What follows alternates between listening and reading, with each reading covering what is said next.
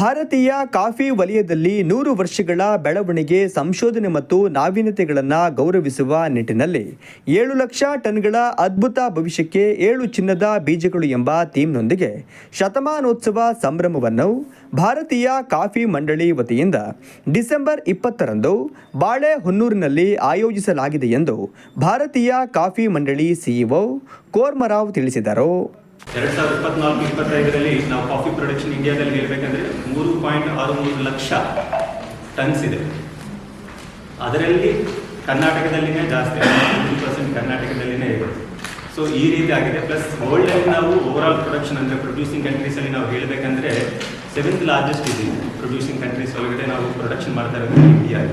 ಎಕ್ಸ್ಪೋರ್ಟಲ್ಲಿ ಕೂಡ ನಾವು among producing ಕಂಟ್ರೀಸಲ್ಲಿ 5th largest ಇದೆ ವರ್ಲ್ಡಲ್ಲಿ ಎಕ್ಸ್ಪೋರ್ಟ್ಸ್, ನಮ್ಮ ಕಾಫಿ ಎಕ್ಸ್ಪೋರ್ಟ್ ಇದೆ. ಇಷ್ಟು ರೀತಿಯಲ್ಲಿ ನಾವು ಬೆಳೆದಿದ್ದೀವಿ ಅಂದರೆ ಇದಕ್ಕೆ ಈ ಇನ್ಸ್ಟಿಟ್ಯೂಟ್ ಒಂದು ಏನಿದೆ ಸಹಕಾರ ಮತ್ತು ಅದರಿಂದ ಮಾಡಿರೋ ಒಂದು ಸಾಧನೆ, ಪ್ಲಸ್ ಅದರ ಜೊತೆ ಎಲ್ಲ ಸ್ಟೇಕ್ ಹೋಲ್ಡರ್ಸ್, ನಾನು ಈಗಾಗಲೇ ಹೇಳಿದಂತೆ ಸುಮಾರು ಅಸೋಸಿಯೇಷನ್ಸ್ ಮತ್ತು ಈ ಕಾಫಿ ಸೆಕ್ಟರ್ನಿರುವ ಎಲ್ಲ ಸ್ಟೇಕ್ ಹೋಲ್ಡರ್ಸ್ ಒಂದು ಸಹಕಾರ ಇದೆ.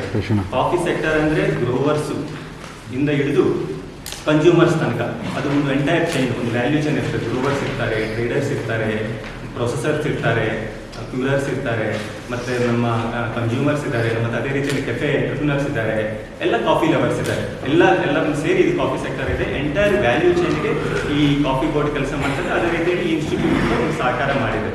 ಈ 100 ವರ್ಷದಲ್ಲಿ ಸುಮಾರು ಸಾಧನೆಗಳು ಮಾಡಿದೆ. ವಿಶೇಷವಾಗಿ ನಾವು ಹೇಳಬೇಕಂದ್ರೆ ತಮಗೆಲ್ಲರೂ ಗೊತ್ತು, ಕಾಫಿ ಒಂದು ಬೆಳಿಬೇಕಂದ್ರೆ ಕಾಫಿ ವೆರೈಟೀಸ್, ಒಂದು ಗಿಡ ಅಂತ ನಾವು ಹೇಳ್ತೀವಲ್ಲ, ವೆರೈಟೀಸ್ ಪ್ಲಾಂಟ್ಸ್ ಗಿಡಗಳು, ಅದು ತುಂಬ ಪ್ರಮುಖ. ಎಷ್ಟು ಈಲ್ಡ್ ಬರ್ತಾ ಇದೆ, ಪೆಸ್ಟ್ ರೆಸಿಸ್ಟೆಂಟ್ ಎಷ್ಟು ಚೆನ್ನಾಗಿದೆ ಅದನ್ನೋದಕ್ಕೆಲ್ಲ ವೆರೈಟೀಸ್ ತುಂಬ ಇಂಪಾರ್ಟೆಂಟ್. ಈ ಇನ್ಸ್ಟಿಟ್ಯೂಟು 16 ವೆರೈಟೀಸ್ ಈಗಾಗಲೇ ಪ್ರೊಡ್ಯೂಸ್ ಮಾಡಿದೆ. 16 ವೆರೈಟೀಸ್, ಅದರಲ್ಲಿ 13 ಅರೇಬಿಕಾ ವೆರೈಟೀಸ್ ಆಗಿದೆ, 3 ರೋಬಸ್ಟಾ ವೆರೈಟೀಸ್ ಕೂಡ ಆಗಿದೆ. ತಮಗೆಲ್ಲರಿಗೂ ಗೊತ್ತು, ಒಂದು ಮನೆ ಮಾತಾಡುವ ಒಂದು ವೆರೈಟಿ ಅಂದರೆ ಚಂದ್ರಗಿರಿ ಅಂತ ಎಷ್ಟು ಪಾಪ್ಯುಲರ್ ಆಗಿದೆ ಅಂದರೆ ಈ ಇನ್ಸ್ಟಿಟ್ಯೂಟ್ ಮಾಡಿರೋ ಒಂದು ವೆರೈಟಿ ಎಲ್ಲರ ಮನೆಗೂ ಕೂಡ ತಲುಪುವ ನಿಟ್ಟಿನಲ್ಲಿ ಆಗಿದೆ. ಅಂತ ಒಂದು ವಿಶೇಷವಾದ ಒಂದು ಕೆಲಸ ಮಾಡಿದೆ ಇನ್ಸ್ಟಿಟ್ಯೂಟ್. ಕಾಫಿ ಬೋರ್ಡ್ ಸಭಾಂಗಣದಲ್ಲಿ ಸುದ್ದಿಗೋಷ್ಠಿ ನಡೆಸಿ ಮಾತನಾಡಿದ ಅವರು, ಸಿಸಿಆರ್ಐ ಭಾರತೀಯ ಕಾಫಿ ಕ್ಷೇತ್ರದ ವೈಜ್ಞಾನಿಕ ಬೆನ್ನೆಲುಬಾಗಿ ಸೇವೆ ಸಲ್ಲಿಸುತ್ತಿರುವ ಒಂದು ಐಕಾನಿಕ್ ಸಂಸ್ಥೆಯಾಗಿದ್ದು, ಸಿಸಿಆರ್ಐ 100 ಗಮನಾರ್ಹ ವರ್ಷಗಳನ್ನು ಪೂರೈಸುತ್ತಿದೆ. ಈ ಸಂಸ್ಥೆಯು ದೇಶಾದ್ಯಂತ ಕಾಫಿ ಬೆಳೆಗಾರರಿಗೆ ಪ್ರವರ್ತಕ ಸಂಶೋಧನೆ, ತಾಂತ್ರಿಕ ಪ್ರಗತಿಗಳು ಮತ್ತು ಅಚಲ ಬೆಂಬಲದ ಪರಂಪರೆಯನ್ನ ಗೌರವಿಸಲು ಅವಕಾಶ ನೀಡುತ್ತಿದೆ ಎಂದರು. Widest variety plus largest kind of thing ಅಂತ ಹೇಳ್ಬೋದು ಇನ್ಸ್ಟಿಟ್ಯೂಟಲ್ಲಿ. ಯಾಕಂದರೆ that is the most important. ಯಾವುದಾದ್ರೂ ರಿಸರ್ಚ್ ಎಲ್ಲ ಆಗಬೇಕಂದ್ರೆ ಜರ್ಮ್ ಕ್ಲಾಸಮ್ ಎಲ್ಲ ಇರಬೇಕಲ್ಲ, ಅದನ್ನೆಲ್ಲ ಕೂಡ ಪ್ರೊಟೆಕ್ಟ್ ಮಾಡಿದ್ದು ಇಟ್ಕೊಂಡಿದೆ, ಸುಮಾರು ವೆರೈಟೀಸಲ್ಲಿ ಇಟ್ಕೊಂಡಿದೆ. ಸೊ ಈ ರೀತಿ ಅದೇ ರೀತಿಯಲ್ಲಿ ತುಂಬ ಟೆಕ್ನಾಲಜಿ ಇನ್ಫ್ಯೂಷನ್ ಮಾಡಿದೆ. ನ್ಯೂ ಟೆಕ್ನಾಲಜೀಸ್ ಏನಾದರೂ ಬರಬೇಕಂದ್ರೆ ಈ ಇನ್ಸ್ಟಿಟ್ಯೂಟ್ ಸಹಕಾರದಿಂದನೇ ಆಗಿದೆ. ಟೆಕ್ನಾಲಜಿ ಇನ್ಫ್ಯೂಸ್ ಮಾಡೋದು, ಅದನ್ನು ಮತ್ತೆ ಲ್ಯಾಬಿಂದ ಲ್ಯಾಂಡ್ಗೆ ಟ್ರಾನ್ಸ್ಫರ್ ಮಾಡೋದು, ಟ್ರಾನ್ಸ್ಫರ್ ಆಫ್ ಟೆಕ್ನಾಲಜಿ ಮಾಡೋದು ಕೂಡ ಈ ಇನ್ಸ್ಟಿಟ್ಯೂಟಿಂದ ಆಗಿದೆ.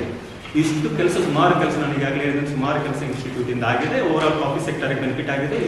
ಎಲ್ಲ ಸ್ಟೇಕ್ ಹೋಲ್ಡರ್ಸು, ಅಸೋಸಿಯೇಷನ್ಸು ಮತ್ತು ನಮ್ಮ ಮಿನಿಸ್ಟ್ರಿ ಮತ್ತು ಎಲ್ಲ ಗವರ್ಮೆಂಟ್ಸ್ ಒಂದು ಸಹಕಾರದಿಂದ ಆಗಿದೆ. ಸೊ ಇಷ್ಟು ಒಂದು ಕೆಲಸ ಈ ಇನ್ಸ್ಟಿಟ್ಯೂಟ್ ಆಗಿರೋದ್ರಿಂದ ಒಂದು 100 ವರ್ಷ ಸಂಭ್ರಮ ಆಗ್ತಾ ಇರುವಾಗ ನಮ್ದೆಲ್ಲರದು ಒಂದು ಕರ್ತವ್ಯ ಆಗಿರ್ತದೆ. ಆ ಸಂದರ್ಭದಲ್ಲಿ ಯಾರ್ಯಾರು ಇದರಲ್ಲಿ ಕೆಲಸ ಮಾಡಿದ್ದಾರೆ ಅಂತ ಒಂದು ಸೈಂಟಿಸ್ಟ್ ಇರ್ಬೋದು, ಸ್ಟಾಫ್ ಇರ್ಬೋದು, ಸ್ಟೇಕ್ ಹೋಲ್ಡರ್ಸ್ ಇರ್ಬೋದು, ಅಸೋಸಿಯೇಷನ್ಸ್ ಇರ್ಬೋದು, ಅವನ್ನೆಲ್ಲ ಒಂದು ನೆನಪು ಮಾಡಿಕೊಂಡು ಅವರಿಗೆ ಒಂದು ನಮಗೊಂದು ಅಭಿನಂದನೆ ನೀಡುವಂಥ ಒಂದು ಕೆಲಸ ನಮ್ದೆಲ್ಲರದು ಆಗಿದೆ. ಎಲ್ಲರೂ ಕೂಡ ಇನ್ವಾಲ್ವ್ ಆಗಿ ಅದರಲ್ಲಿ ಚೆನ್ನಾಗಿ ಮಾಡಬೇಕು ಅನ್ನೋ ನಿಟ್ಟಿನಲ್ಲಿ ಎಕ್ಸಿಬಿಷನ್ಸ್ ಕೂಡ ಆ ರೀತಿ ಎಲ್ಲ ಇರುತ್ತೆ. ಎಲ್ಲರೂ ಕೂಡ ಎಕ್ಸ್ಪೀರಿಯನ್ಸ್ ಮಾಡ್ಬೋದು, ತಾವೆಲ್ಲರೂ ಕೂಡ ಬಂದು ಅದರಲ್ಲಿ ಎಕ್ಸ್ಪೀರಿಯನ್ಸ್ ಮಾಡ್ಬೋದು. ಕಾಫಿ ಹೇಗೆ ಆಗ್ತಾ ಇದೆ, ಯಾವ್ಯಾವ ಫ್ಲೇವರ್ಸ್ ಇರ್ತಾ ಇದೆ, ಯಾವ್ಯಾವ ಡಿಫ್ರೆಂಟ್ ಅರೋಮಾಸು ಎಲ್ಲ ನಾವು ಫೀಲ್ ಮಾಡ್ಬೋದು. ಅದನ್ನೆಲ್ಲ ಕೂಡ ಅದನ್ನು ಎಕ್ಸ್ಪೀರಿಯನ್ಸ್ ಮಾಡೋದಕ್ಕೆ ಒಂದು ಎಕ್ಸ್ಪೀರಿಯನ್ಸ್ ಝೋನ್ ಥರ ಕೂಡ ಅಲ್ಲಿ ಇರುತ್ತೆ. ಸೊ ಇಷ್ಟು ರೀತಿಯಲ್ಲಿ ತುಂಬ ಎಕ್ಸ್ಟೆನ್ಸಿವ್ ಕೆಲಸ ಮಾನ್ಯ ಅಧ್ಯಕ್ಷರ ಗೈಡೆನ್ಸಲ್ಲಿ ಮತ್ತು ನಾವು ನಮ್ಮ ಮಿನಿಸ್ಟ್ರಿ ಒಂದು ಗೈಡೆನ್ಸಲ್ಲಿ ನಿರಂತರವಾಗಿ ಮಾಡಿದ್ದೀವಿ. ಇದಕ್ಕೆ ನಾನು ಯಾಕೆ ಹೇಳ್ತಾ ಇದ್ದೀನಿ ಅಂದರೆ ಇದರ ಹಿಂದೆ ಸುಮಾರು ತಿಂಗಳ ಒಂದು ಕೆಲಸ ನಾವು ಹೇಳಿದಂಥ ಆ ಕಟನ್ ರೈಸ್ ಟೈಮಲ್ಲಿ ಕೂಡ ಹೇಳಿದ್ದೀವಿ. ಇದನ್ನೆಲ್ಲಾಗಿ ನಮ್ಮ ಉದ್ದೇಶ ಒಂದೇ, ಇದು ಎಲ್ಲರಿಗೂ ಕೂಡ ತಲುಪಬೇಕು, ಎಲ್ಲರದ ಒಂದು ಭಾಗವಹಿಸಕ್ಕಾಗಬೇಕು. ಯಾವಾಗಲೂ ಕೂಡ ಇದು ಒಂದು ಈವೆಂಟು, ಒಂದು ಇನ್ಸ್ಟಿಟ್ಯೂಟ್ ಈವೆಂಟ್ ಅಲ್ಲ, ಇದು entire coffee sector, entire coffee stake ಹೋಲ್ಡರ್ಸ್ದು, ಎಂಟೈರ್ ಕಾಫಿ ಚೈನ್ ಏನಿದೆ ಅದರದ್ದೆಲ್ಲದ ಒಂದು ಈವೆಂಟ್ ಆಗಬೇಕು. ಅದು ಒಂದು ಹಬ್ಬ ಥರ ಆಗಬೇಕು ಅನ್ನೋ ನಿಟ್ಟಿನಲ್ಲಿ ಇದನ್ನೆಲ್ಲ ಕೂಡ ಮಾಡಲಾಗಿದೆ.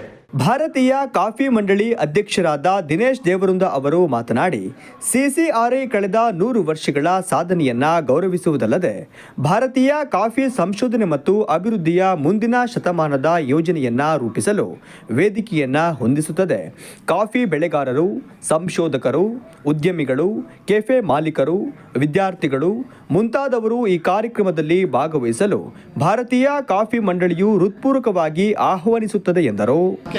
ನಾವೊಂದು ಒಳ್ಳೆಯ ರೀತಿಯ ಟ್ರೈನಿಂಗ್ ಕೊಟ್ಟು ಈ ಸೂಪರ್ವೈಸರ್ಸ್ ಅವತ್ತು ತುಂಬ ಬೇಡಿಕೆ ಇದೆ. ಅಂದರೆ ಬೇಡಿಕೆ ಏನಿದೆ ಅದಕ್ಕೆ ತಕ್ಕಂತೆ ಈಗ ಅವರು ಅದನ್ನು ಕೋರ್ಸ್ ಮಾಡಿದರೆ ಸ್ವತಃ ಮಾಡ್ಬೋದು, ನರ್ಸರಿಗಳನ್ನು ಮಾಡ್ಬೋದು, ಬೇರೆ ಬೇರೆ ಉದ್ಯೋಗಗಳನ್ನು ಮಾಡ್ಬೋದು. ಅದಕ್ಕಾಗಿ ಇವತ್ತಿನ ಕಾಲಘಟ್ಟದಲ್ಲಿ ನಾವು ಕೆಪಾಸಿಟಿ ಬಿಲ್ಡಿಂಗ್ ಅನ್ನೋದು ಬಹಳ ಇಂಪಾರ್ಟೆಂಟ್. ಕೇಂದ್ರ ಸರ್ಕಾರ ಈ ನಿಟ್ಟಿನಲ್ಲಿ ಸಾಕಷ್ಟು ಕೆಲಸವನ್ನು ಮಾಡ್ತಾ ಇದೆ, ಕೆಪಾಸಿಟಿ ಬಿಲ್ಡಿಂಗ್. ಇದಕ್ಕಾಗಿ ಒಂದು ಅದ್ಭುತವಾದ ಒಂದು ಸೆಂಟ್ರನರಿ ಕಾಫಿ ಸೆಂಟರ್ ಬಿಲ್ಡಿಂಗನ್ನು ಕಟ್ಟಬೇಕು ಅಂತ ತೀರ್ಮಾನ ಮಾಡಿ ಸರ್ಕಾರ ಮತ್ತು ನಮ್ಮ ಜನಪ್ರತಿನಿಧಿಗಳು ಮತ್ತು ಅವತ್ತು ತಾವೆಲ್ಲರೂ ಇದ್ರಿ ಇಲ್ಲಿ.